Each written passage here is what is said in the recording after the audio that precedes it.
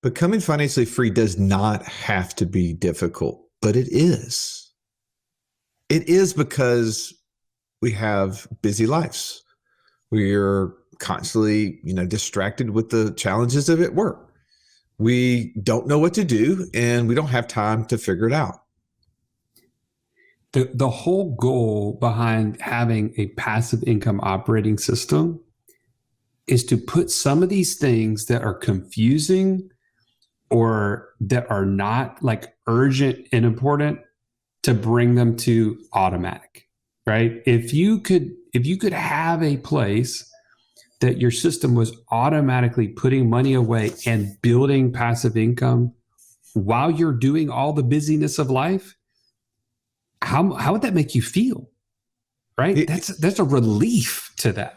Well, and that's why so many of us have not got to the point we want to be. One, we tend to think, well, maybe it just isn't for me. Like, I know I'm listening to this podcast. I want it to be for me, but then what stops us, right? What are those obstacles? It's the idea, does it take 10 hours a week, which I don't have? Does it take hundreds of thousands of dollars to start, which I don't have access to?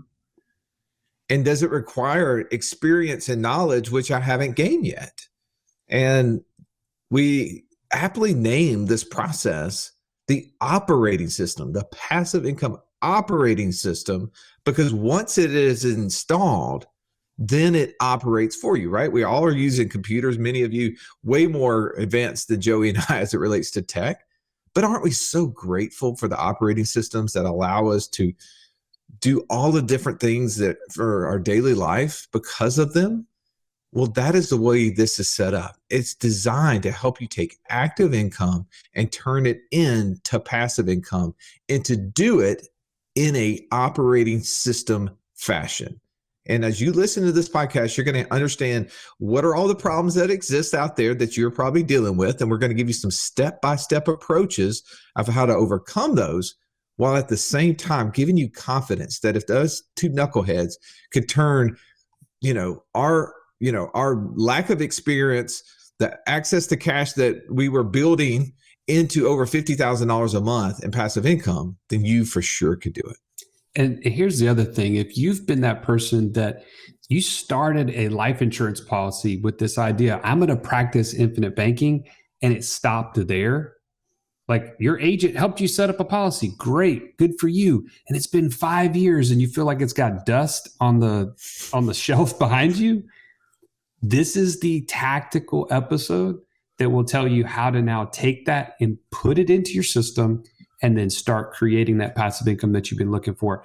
If you don't have it already, go ahead and download our ebook so that you can have it to go along with this, have a visual. Go to wealthwithoutwallstreet.com/PIOS for passive income operating system. Now, let's not take any more away from this. Let's dive straight into this episode right now.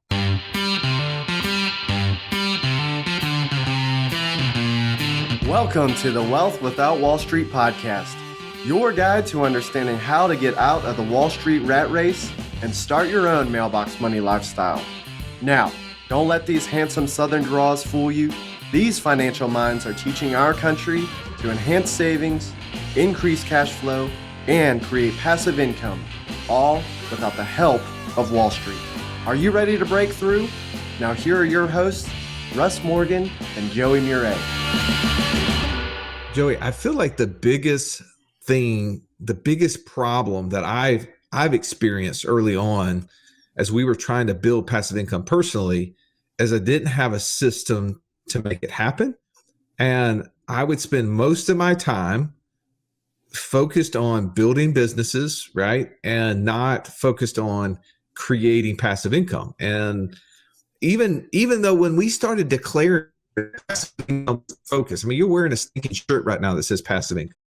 That's right. It's still easy to get bogged down in minutia of the day, right? Family life, jobs, work. And I feel like that, without a process, it cost us years of our life. Well, no doubt. And not to mention, the other thing that we always say is standing between you and financial freedom is access to cash. And what is it that we know is that if we don't have a system that is constantly putting our money into a position to be used to create passive income, what happens to it?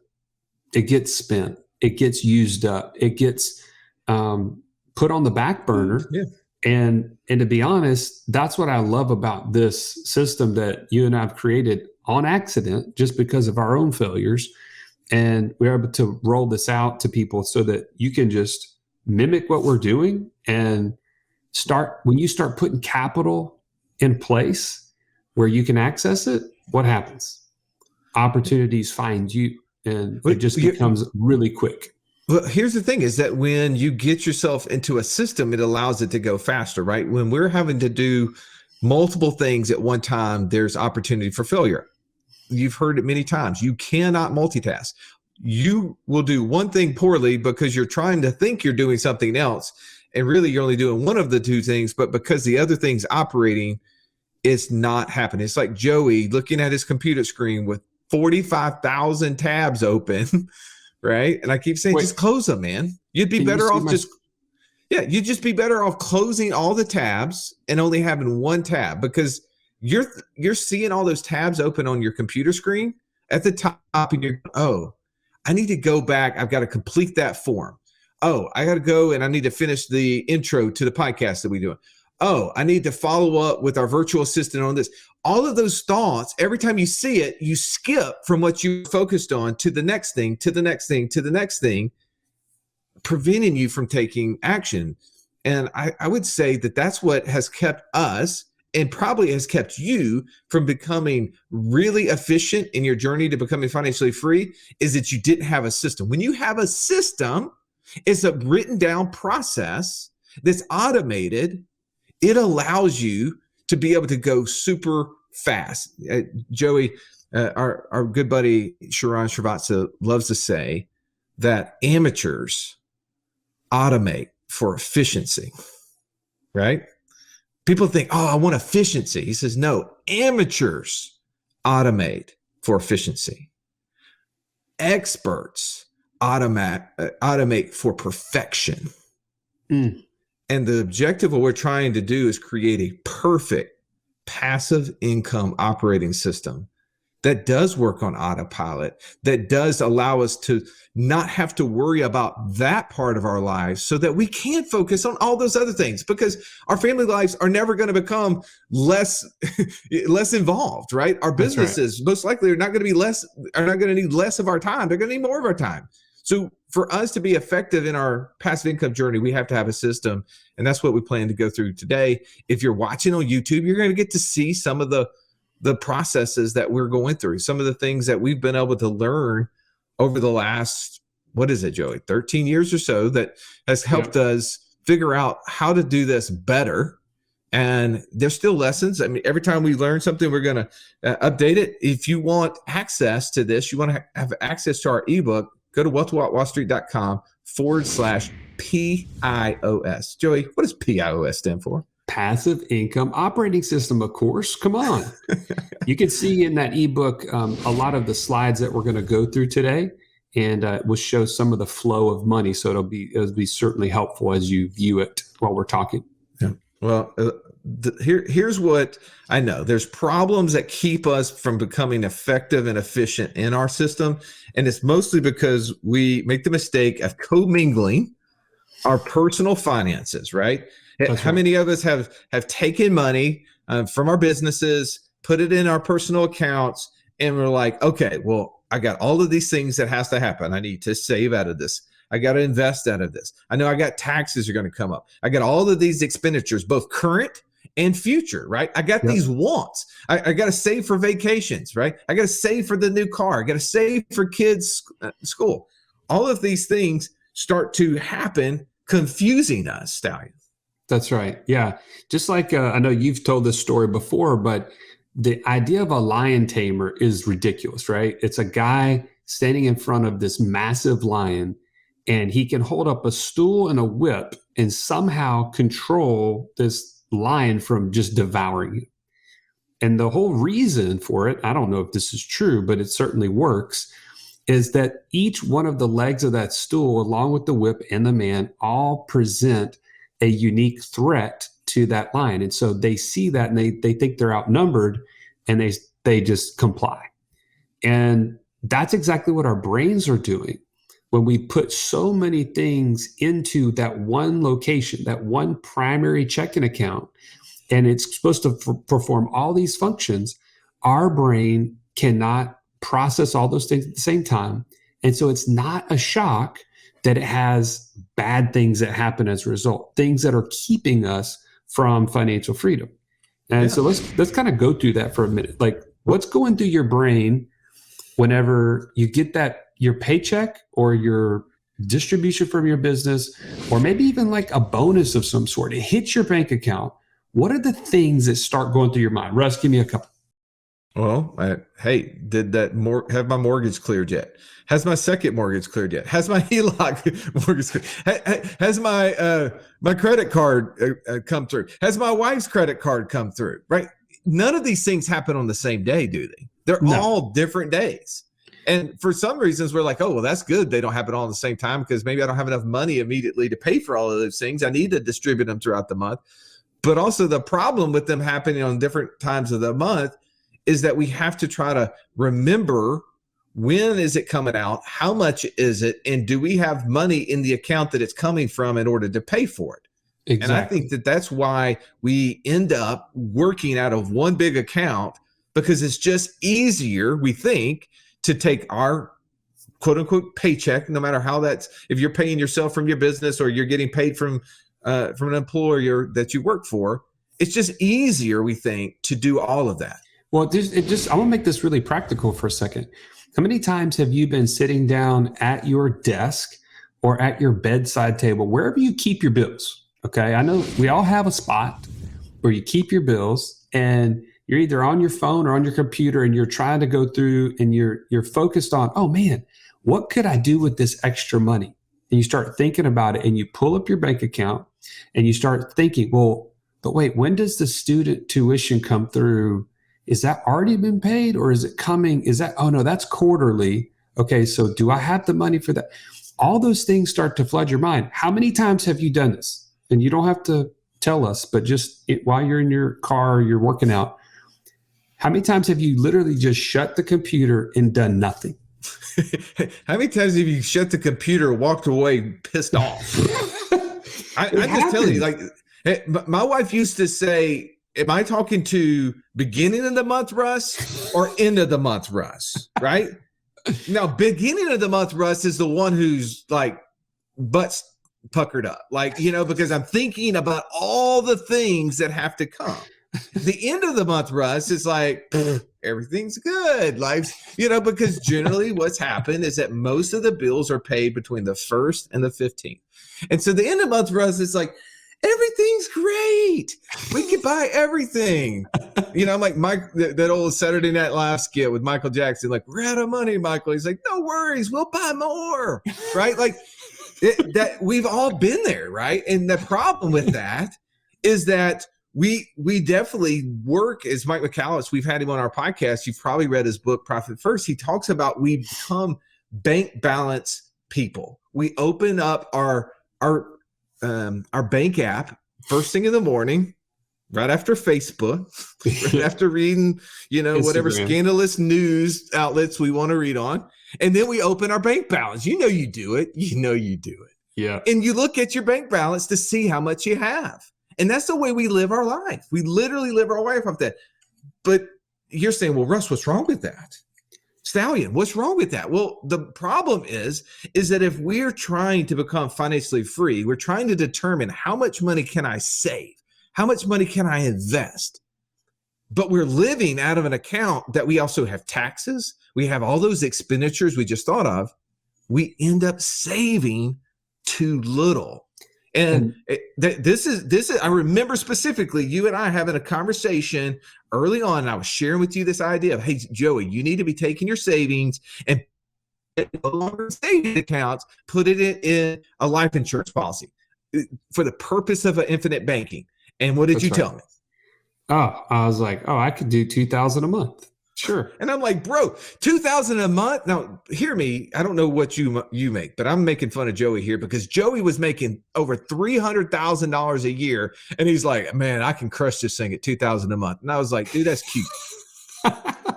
Like, you obviously didn't hear. You obviously haven't learned. Otherwise, you would want to do something different. Well, it's because I was living just like what we're talking about, out of this one checking account. And I thought, this is all I have left over at the end of the month. And so that became my savings element. What happened shortly thereafter? It became $60,000 a year, right?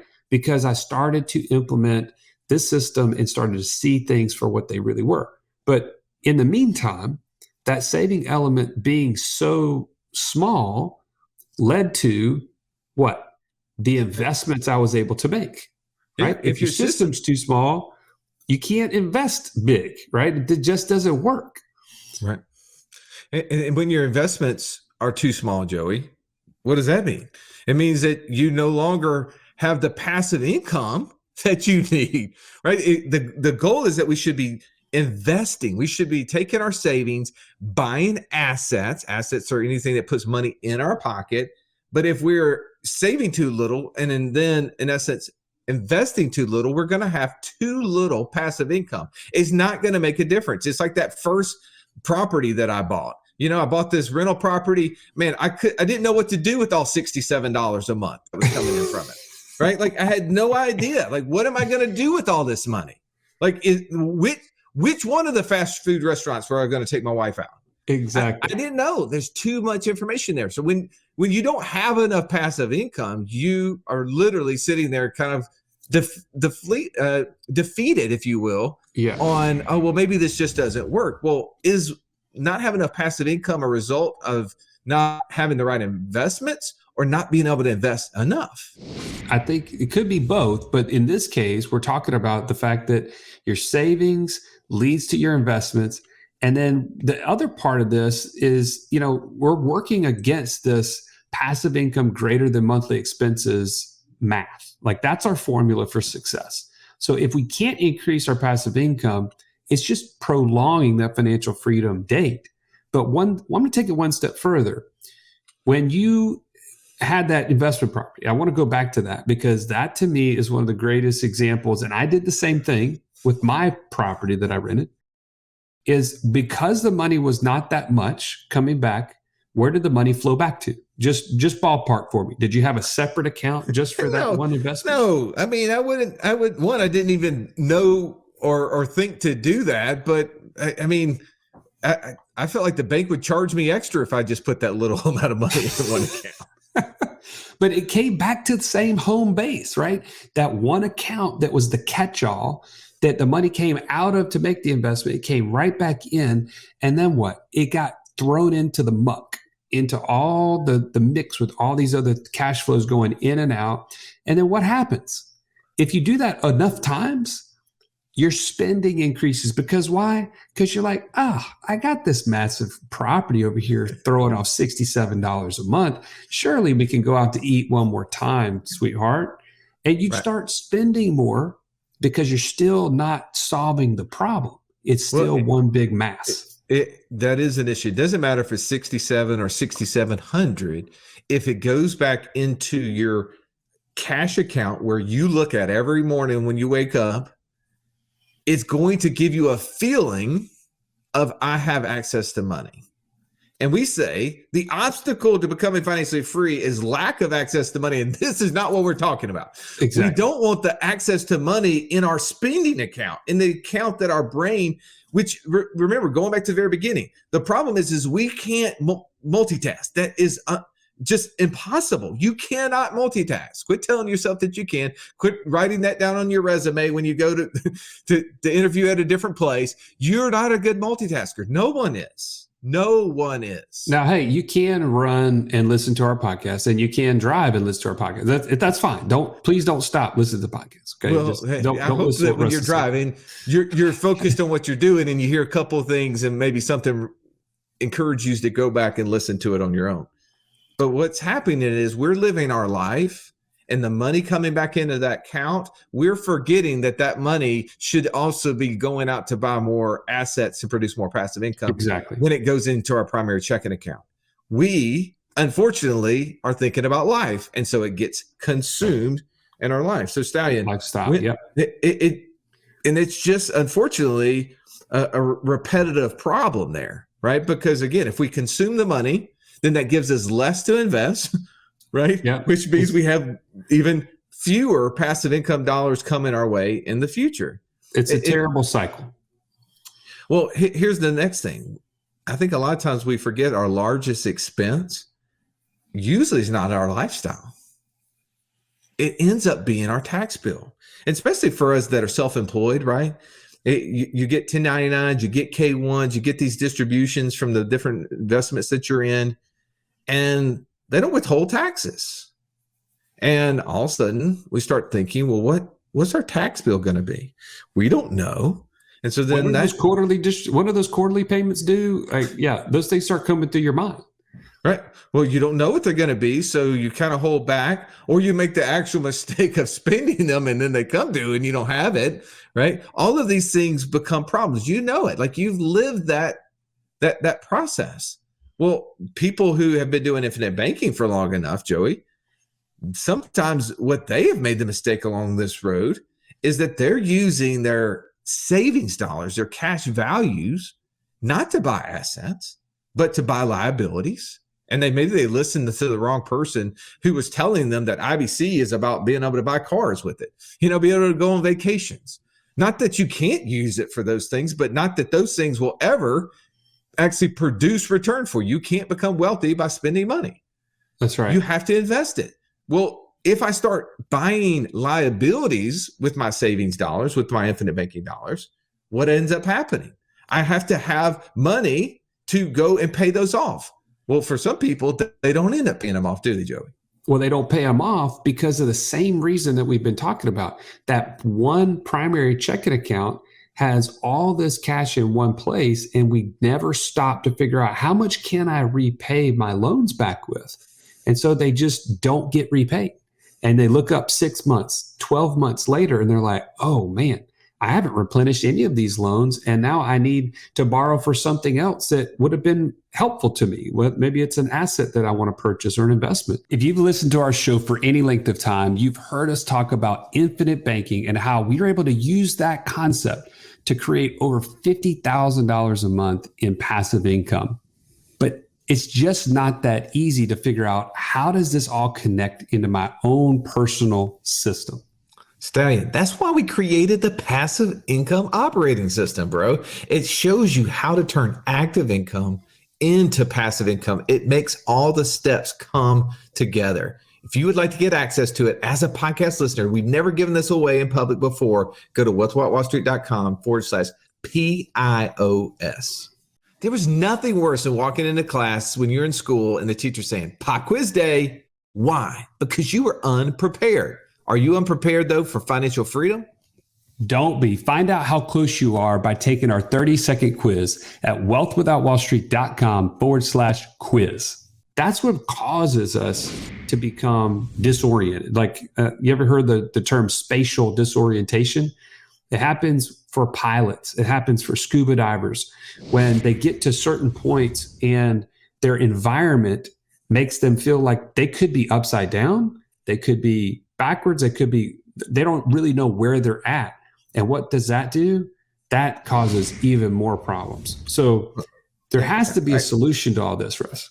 Well, the worst thing that you can have happen is not knowing what to do, right? Exactly. And not knowing where to look for the information. Feeling like you're the only one too with the problem. So the key is that here Joey and I telling you that we have faced this problem. Like, it has been an issue that we have been trying to overcome for years and years and years. And it wasn't until we implemented this process not too long ago, right? It's only been a couple of years that we've gotten this fully onboarded into our lives to start to feel the benefits. Well, and I would say it was hazy. Like, we tried to do certain things along the way. And so what you're getting the benefit of is years of trial and error that have come into now what I feel like is much more buttoned up and much more dialed in so that you don't have to go through all those same issues. So let me lay out the steps for you, right? Because you've heard a lot of problems, you've heard a lot of issues, but what I want to spend the rest of this time on the podcast, Joey, is giving very tactical steps, things that you can do if this is your life. If you've been feeling this way, you've been feeling anxious about not being able to get to financial freedom because you got all of these challenges, all this stuff going on in your life. Let's simplify this process. So first, very easily, right? We've always got to separate business and personal. And if you haven't done that, go do that now. So like a really easy thing to do to make sure you're not spending your business dollars in your personal life. That's an accounting nightmare. And your CPAs probably told you that. That's a super simple thing. Now, assuming you got that, here's the thing that is, by the way, super simple to do, but very few have done it. And once you do it, I'm going to tell you, you're going to immediately have this like feeling of relief. And inside of our course, the automated budget, Eric Cutson, he goes through and he talks about this. He talks about, Joey, building an income account. What does an income account do for somebody? An income account just gives you a landing place for all the money that you're getting paid from either W-2 or from your own business into one place. And then from there, it gives you the point to say, okay, how much of this income that I just received has to be pushed to my expense account, right? The place where I'm going to take all the personal expenses that is in my budget, big expenses, regular expenses, irregular expenses, whatever they may be, I'm going to push them into a different account. And that could be the primary checking account you've been working out of that has all those things going in and out of it. That could become your new quote unquote expense account. And so you have two on that personal side now, one income and one for expense. And for some of you, you're watching, you're following the automated budget or you're following the Profit First, and you realize there's multiple accounts you can create, and that's fine. But for simplicity, for those of you who've only been operating out of one personal checking account, we're encouraging you right now, go to your bank, open up a second checking account. It's just a personal checking account. Yep. And you're going to label this income. And all you're going to do differently from this point forward is that you're no longer going to allow whatever income that comes into your personal life to go to the place that you have all of those bill pays out of, right? All those drafts out of. You're not going to do that. You're going to push all your income into this new setup account at your bank. And if when you first started, if all you did was put it all there and then transfer it all into the other account, that's fine. But here's what is going to allow you to go a step further than that. You're going to learn how much money do you spend on a monthly basis, which, by the way, the formula for financial freedom, Joey, you said earlier, was passive income greater than what? Monthly expenses.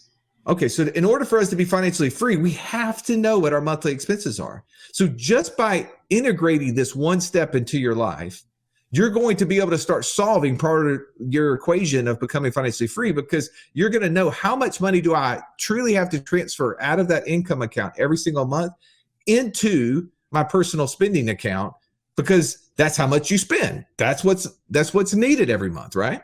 That's right. And if you haven't taken that first step of knowing this, we have a really, really easy tool. It's called our financial scorecard. If you go to wealthwithoutwallstreet.com/scorecard, it will help you to fill this out and to know exactly where you are as it relates to percentage-wise to financial freedom. But more importantly, it'll give you your monthly expense number so you can check this off your list. All right, let's just assume that for simple numbers, you spend $10,000 a month, right? So when income comes into your account, into the income account, this newly formed bank account, you know I've got to push $10,000 down into my other established account, because that's where all the bill pays and that's where all the checks are going to be written off of. Well, if I happen to make $15,000 or $50,000 a month, then now I have clarity of what can be pushed on. And here's the beauty. What we're about to tell you is that all of those things, all of those savings, all of the investments, all the taxes, all the big items that we've been holding back or thinking through, we're going to push that across a different line. It's going to simplify everything. I need to push $10,000 to be spent. The rest of the money is going to go across. Sorry, Joe, what were you going to say? Well, I was just going to say, yeah, what you're talking about is creating a way of safety. I want to give you an example of, have you ever been at like a family function and someone pulls out cake or a pie? I mean, whatever your favorite thing is. And you start looking around and you start doing pie math. I mean, you tell me that's not true. Okay. You're like, okay, there's about 25 jokers in here, and any substantial amount of cake or pie is going to leave us at like 8 to 12. I got to get in line fast. Right. Yeah, well, unless if it's left to me, like if it's left to all of us to start cutting that cake up, I may get left out. Right. But if you want to be sure, then you got to go ahead and cut it into the number of pieces so everybody gets a piece. That's what we're doing here, is we're going ahead and shoving across the line into our own investment system, right? Our own passive income operating system, so that now that money has been spoken for and we can go ahead and start implementing this system.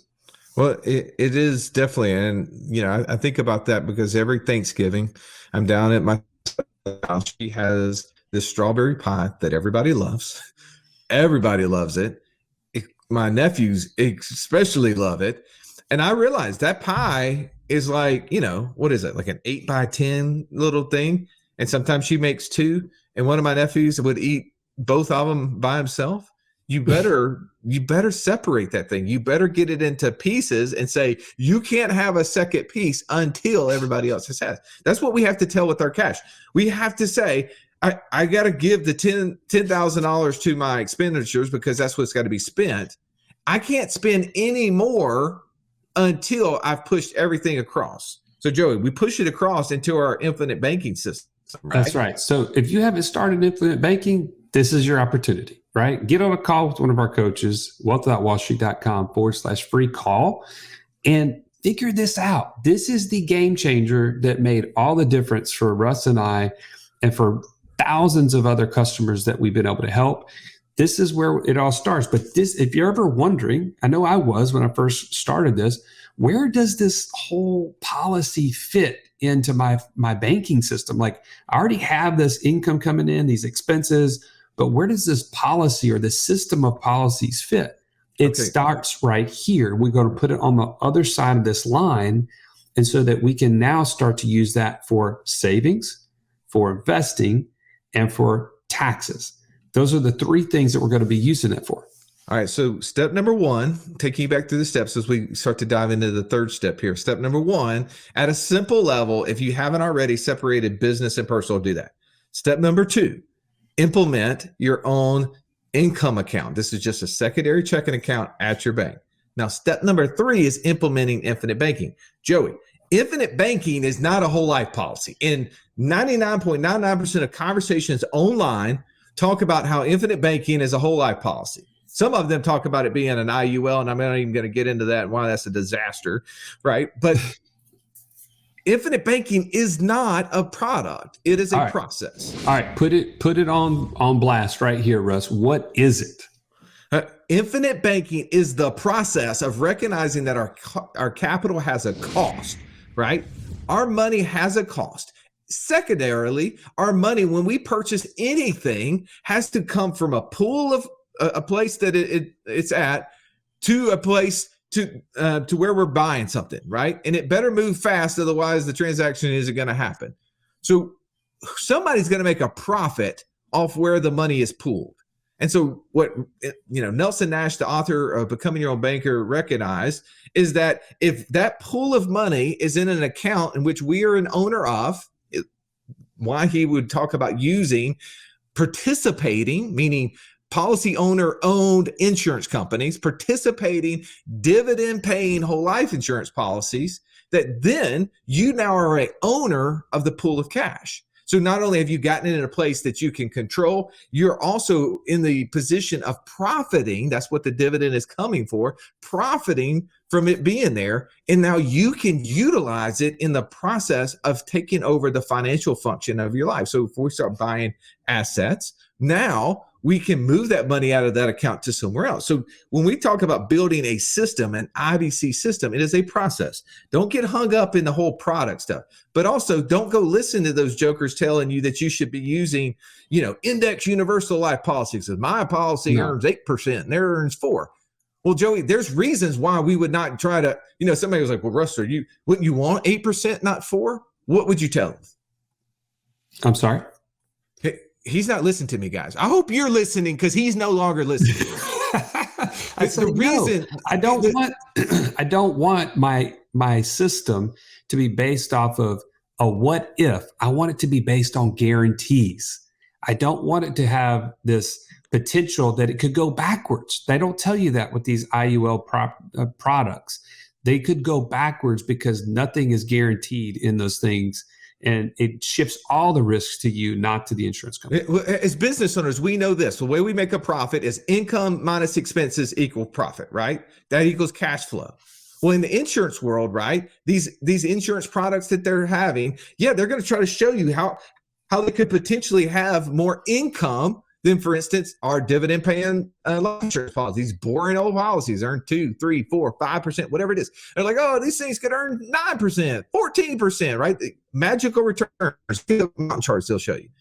But the backside of that is, what are the expenses? Are those expenses fixed? And the answer is no. Those expenses have no guarantees. So the amount of money that can be spent in the expenditure side can continue to grow, which can grow to be greater than the income side, which enters the negativity number. The reason I love whole life insurance policies outside of my waistline is the only thing that's guaranteed to grow every single year in the financial world.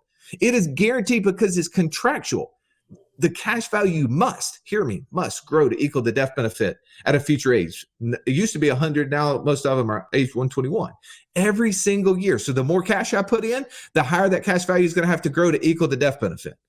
People miss that. This is not a place for our investment dollars. Our investment should be the assets that are out there producing passive income.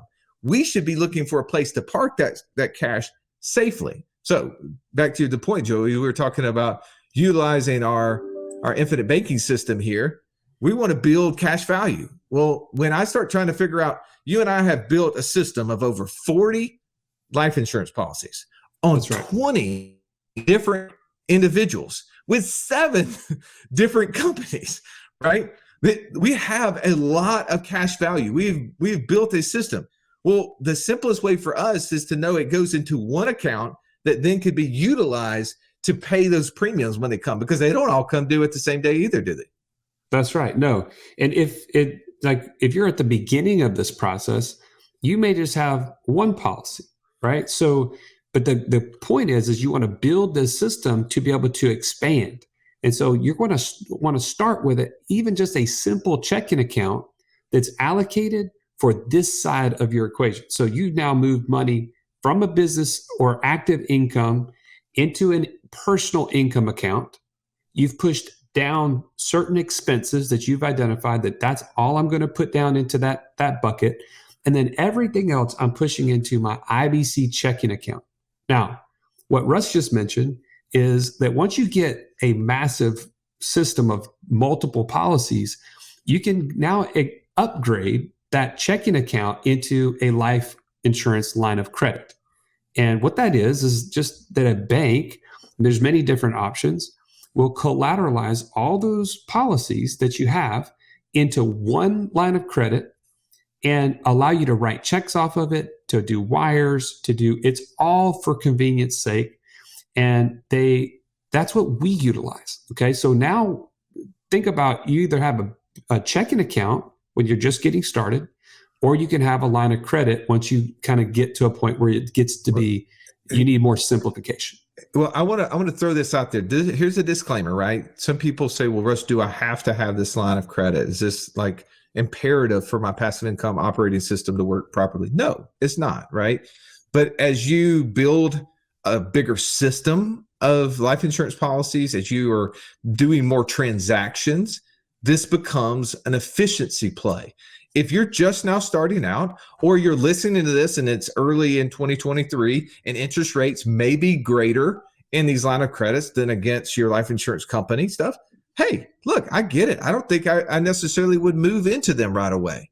But for those of us who have built such a system where if I'm trying to manage the repayment of all of these different policies and taking loans and trying to figure out which ones, okay, I just had, we just sold this house and we got $300,000 back. Well, okay, well, which 4 policies do I put that back toward? Like it creates confusion. We go right back to the same position that we were in before. And remember, we've got life working against us. Right. And so we're going to either do one thing well or nothing well at all. And so for us, the simplest thing for us is to put this life insurance line of credit in there. So every single life insurance policy we have on ourselves, on all the other people that we own them on, even ones that are owned by other people, we can pool those together, simplifying our process. We get to move money really quickly. So it doesn't matter how many you have, what the different loans are. We can simplify that into one checking account. And that's what it's made this process even that much more efficient. So going back to what Joey said, we make $30,000 one month. Our bills for the month are $20,000 or $10,000. I'm sorry. We push that into our primary checking. Now the extra 20 goes over to pay down on the line of credit, right? Imagine you got $1 million line of credit and you've borrowed $500,000 out for multiple things. What happened, Joey, when I make that $20,000 payment on the line of credit? The balance does what? Balance goes down and the availability goes up. Right. Simplifies it. Now I have a premium due for one of the many life insurance policies. Where am I going to get the money from? I write it right off the line of credit. Right. What happens if, I need to make an investment, a multifamily deal, a mobile home park, an ATM, an e-commerce business, another short-term rental that I want to buy? Where is that cash going to come from? All from that same line of credit. Right. And I mean, do you have to think? Where it's going to come from? It's simple. Exactly. And the money that's available on it, because you have it allocated. Joey, what are you going to, when the investment entity that you invest in, they say, hey, where do you want us to send this cash back to? What are you going to tell them? I'm going to go right back into my line of credit. You're just going to give them the checking account associated with that line of credit, right? Exactly. All the money's just going to flow right back there. What happens when the tax bill comes up? Write it right out of the line of credit. Same old, same old. Now, people say, well, what's the benefit of using this system? And for us, it's our line of credit. For some people, it's just their IBC checking account.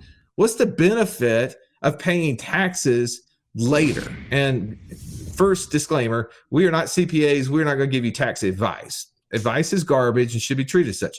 We're just going to give you experience. So Joey, in your experience, what has been the benefit of you paying your taxes, not necessarily quarterly like we were talking about, later, even the following year? Well, there's been tons of opportunities in the past where by the end of the year, deals show themselves available to me that were not available to me earlier in the year. And if I had been putting money away, paying my quarterly estimates throughout the year, then the real estate deals and the oil and gas deals and fill in the blank, the opportunities that have had massive tax deduction opportunities, I would have never even had the ability to take advantage of. And so sometimes, I'm not saying it always happens, you're able to take advantage of a deal near the end of the year that wipes out all of what those estimates were even there for to begin with. Yeah. I no longer have that bill due as it relates to the next following year because of the investment I was able to make. Now, the whole point of this system, Russ, is that there's benefits of doing it. Because some of you are thinking right now, man, this sounds like a lot of like moving parts. I have to go to the bank. I got to open up accounts for this and for that. And the other thing, is this really going to change anything, or is it just moving money around? I had the same thought. Hey, Mike McAllowitz, as a guest on our show, I thought the same thing.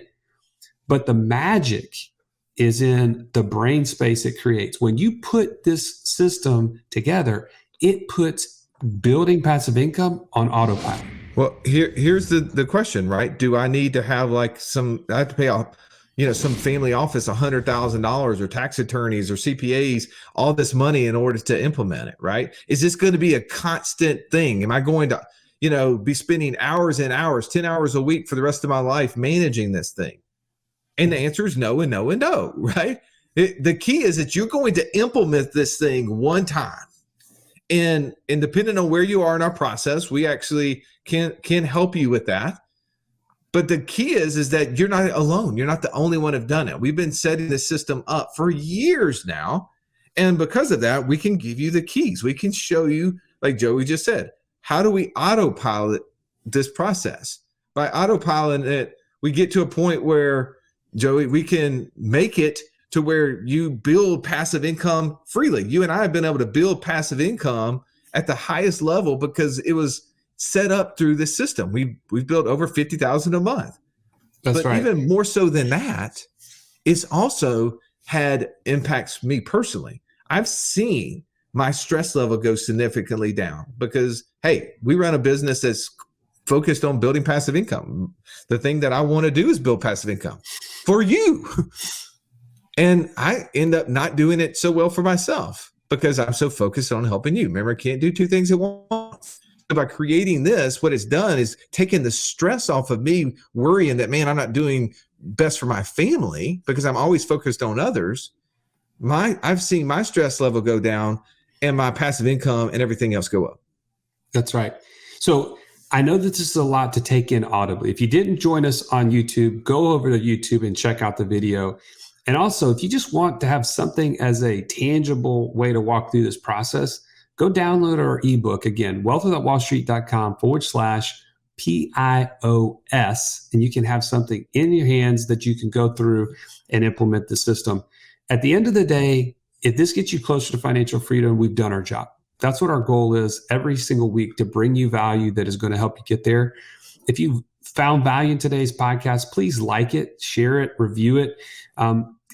Give us the opportunity to get this out to the world. And that's the way you can help us do that. It's your currency to us to help us get this word out. So thank you again for being on, and we will catch you on the next episode. This has been the Wealth Without Wall Street podcast. Don't forget to subscribe to the show to break free of the Wall Street mindset and begin building wealth on your own terms in places you understand so that your wealth will never run dry. See you next episode.